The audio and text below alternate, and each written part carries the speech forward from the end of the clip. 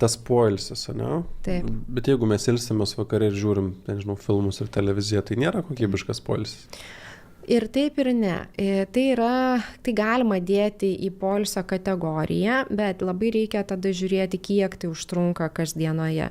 Aš turiu klientų, kurie sako, netgi kompiuteriniai žaidimai arba žiūrėjimas kažkokio filmo, ar ne, tai tarsi atitraukia. Ir tai gali būti tarsi, kaip čia pasakyti, kaip pereinamasis laiptelis galėtų būti, ar ne, link to irgi kitokio poilsio. Tai pasižiūrėjau, persijungiau ir, pavyzdžiui, ten kažką tai kito veikti. Viskas yra ok.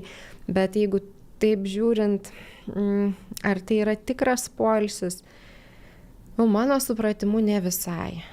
Ne visai, nors tai gali turėti teigiamą. Vat nenoriu visiškai minuso ženklo pagal savo nuostatą. Jeigu norėtumėm ne 80%, bet 100% pailsėti, ką reiktų daryti? Žvakę užsidegti, rašyti dienoraštį, kažką, judėti, skaniai valgyti, fainai bendrauti arba su savim, arba tik su savim, arba su man mielais žmonėmis. Turbūt ir viskas. Mažiau ekranų, turbūt irgi, ar ne? Tai čia visi šitie dalykai. Bet supranti, kur atsiranda dalykas. Sako, mes, pavyzdžiui, draugai visi susitinkam ir pasižiūrim filmą fainą. Paskui mes aptariam. Tai aš kodėl nenoriu to minuso ženklo dėti, nes čia nuo konteksto labai priklauso. Ir ar tai tada gali būti geras poilsio variantas? Gali būti. Kuri čia knyga rašė, kad labai, sako, televizorius kaip šių laikų židinys, aplink kurį susirenkam, ar ne, ir paskui ten smagiai diskutuojam. Tai jeigu tokiu kampu žiūrim, viskas yra ok.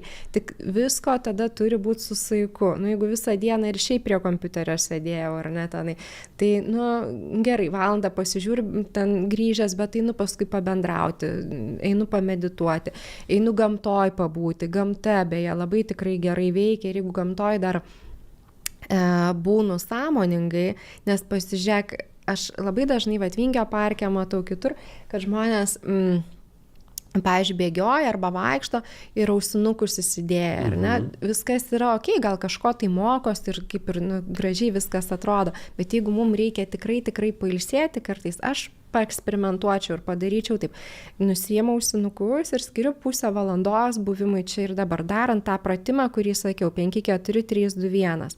Ir pasižiūrėti, kaip tada viskas persikrauna, kaip aš po tokio buvimo gamtoje jaučiuosi.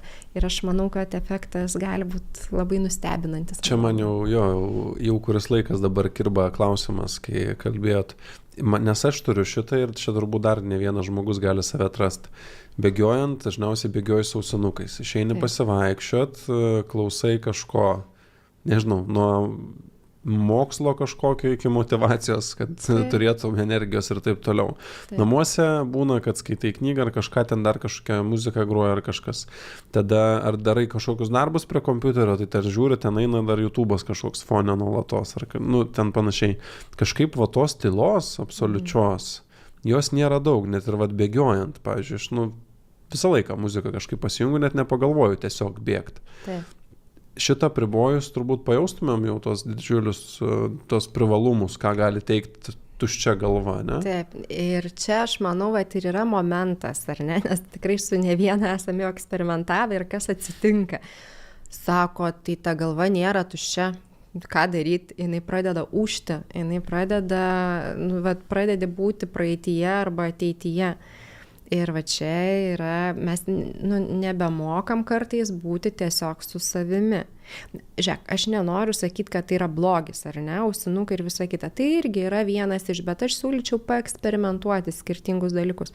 Ir patreniruoti savo smegenis, kaip būti dabartyje, be jokių ten papildomų stimulų ir tokių trigerių, ar ne.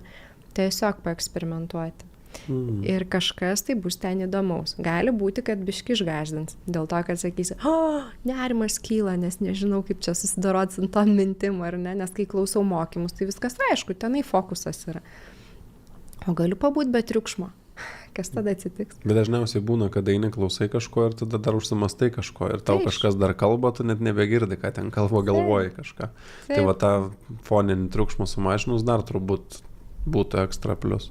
Taip, ir čia, žinai, dar man klausimas apie tą efektyvumą, nes mes dabar taip visi norim tą kiekvieną sekundę kuo efektyviau išnaudoti. Tai irgi yra susijęs su tuo pačiu perdegimu. O galim būti neefektyvūs. Galim, pavyzdžiui, 5 valandas dienoje pabūti neefektyvūs. Ir kas tada nutiks? Nu, irgi įdomu labai. Ir čia lys kažkokie tai kažkokios mūsų programos, tėvelių, aplinkos, visuomenės. Taip negalima. Man kas yra bent jau sunkiausia, jeigu kažkur ten išvyksta, atsipalaiduoti, ten nedirbti, viskas gerai. Bet, pavyzdžiui, pasimti savo savaitę atostogų tiesiog būnant tose pačiuose namuose, toje pačioje vietoje, atrodo neįmanoma tiesiog. Taip. Nu ir čia galima arba treniruotis, bet tai yra sunku, arba geriau tada pakeisti lokaciją ir daug lengviau. Kažkaip persijungia automatiškai viskas, atrodo net nebegalvoja, nes jeigu namie vis tiek tu dirbi. Ačiū, kad peržiūrėjote šitą vaizdo įrašą iki pat pabaigos. Mums padės jūsų palaikymas, o tą galite padaryti paspaudę mygtuką patinka ir prenumeruoti. Jeigu norite išklausyti visą pokalbį, jo nuorodą rasite šio video aprašyme.